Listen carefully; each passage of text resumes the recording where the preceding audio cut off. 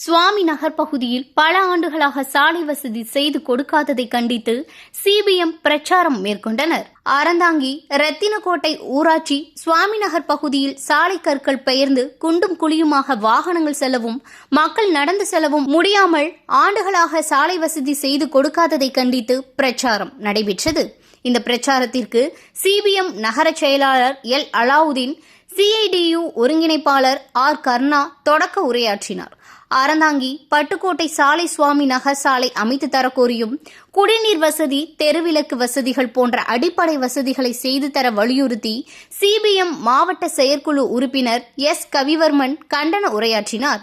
இந்த பிரச்சார கூட்டத்தில் மாவட்ட குழு உறுப்பினர் தங்கராஜ், வாலிபர் சங்க ஒன்றிய செயலாளர் கோபாலகிருஷ்ணன், எட்டியத்தளி சங்க நகர குழு பாண்டி கௌதம், அழகப்பன், கூத்தாடி வயல் முருகேசன், தசரதன், சுவாமிநகர் செல்வம் மற்றும் சுவாமிநகர் பகுதி மக்கள் இந்த பிரச்சாரத்தில் கலந்து கொண்டனர்.